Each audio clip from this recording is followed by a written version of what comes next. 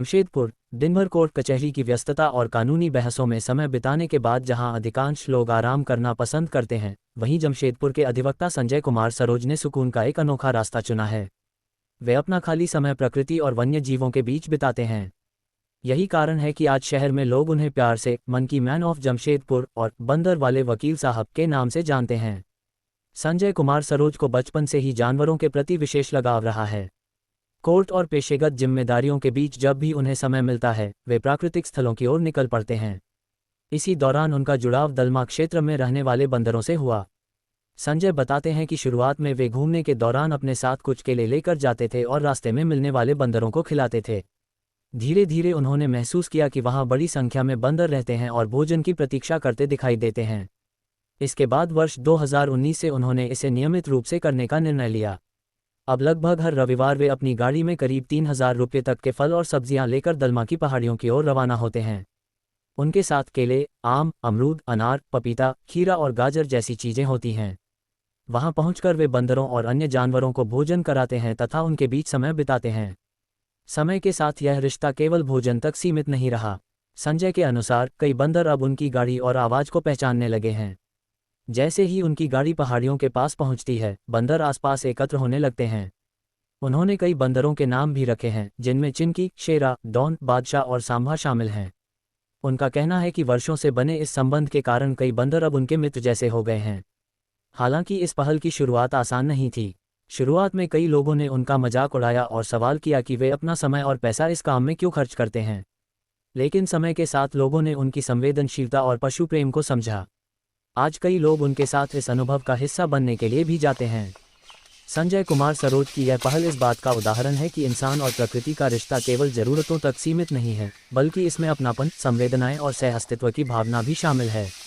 उनकी कहानी समाज को जीव जंतुओं के प्रति दया, प्रेम और संरक्षण का संदेश देती है।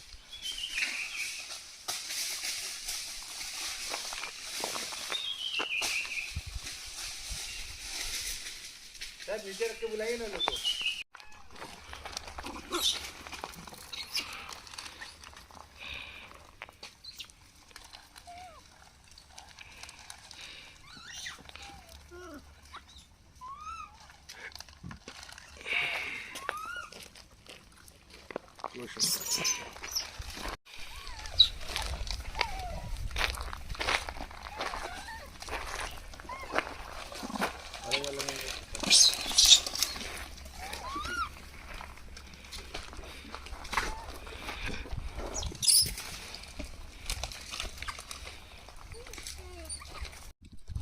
इधर आओ, इधर आओ, आ जाओ, आ जाओ, लो लो। नहीं बाबू, गुलोइल उसको डराते हैं ना, वो बदमाश है ना, इसलिए तुमने बताओ ना हम डराते हैं।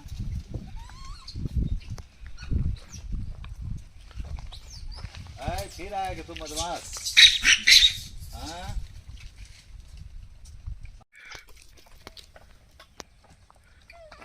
सेल्फ सर्विस, सेल्फ सर्विस, आ जाओ, आओ। चोट लगा है हाथ में, मत में भागे। उधर खाते हुए सबको मारना, खाते उधर उधर खा रहा। ये तो मेरा बगल में।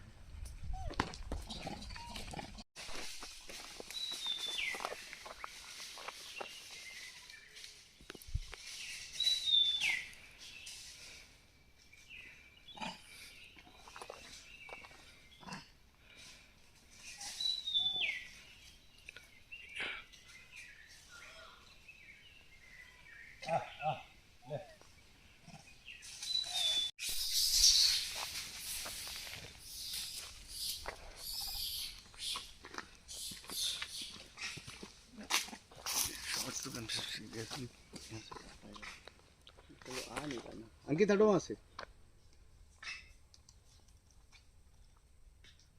भैया, एक तो आपका पीछे। अरे पीछे इसको दीजिए सर।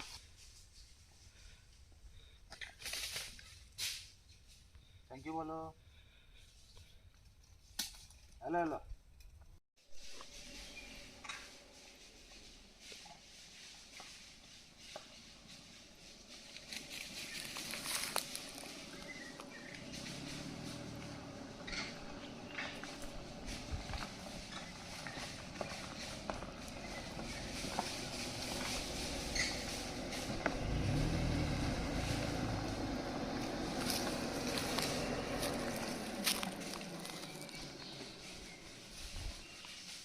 कुमार सरोज, अधिवक्ता, जमशेदपुर से। आज जो हम लोग ये पूरे नज़ारा देखे, ये कितने सालों से ये मुहिम आप चला रहे हैं और कैसा महसूस होता है इससे? मैं मोटा-मोटी शुरुआत 2019 से कर किया हूँ और 2020 से निरंतर आ रहा हूँ।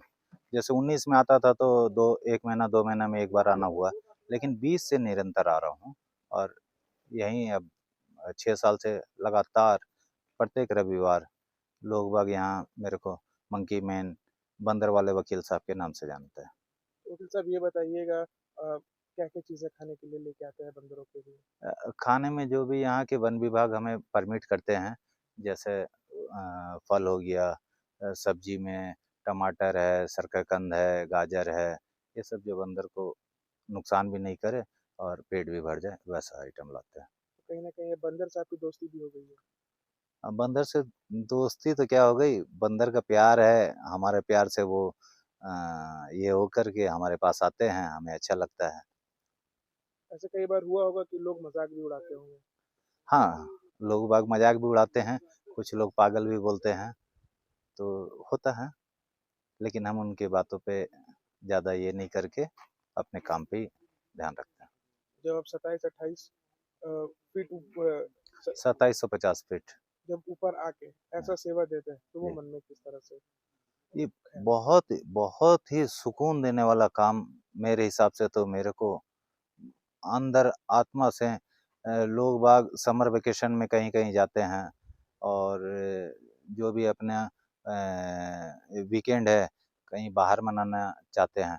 लेकिन मेरा तो फर्स्ट प्रेफ़रेंस यही है कि यहीं मैं आऊँ, प्रथम प्राथमिकता के अनुसार मैं यहीं आना चाहूँगा। लोगों को क्या मैसेज देना चाहेंगे?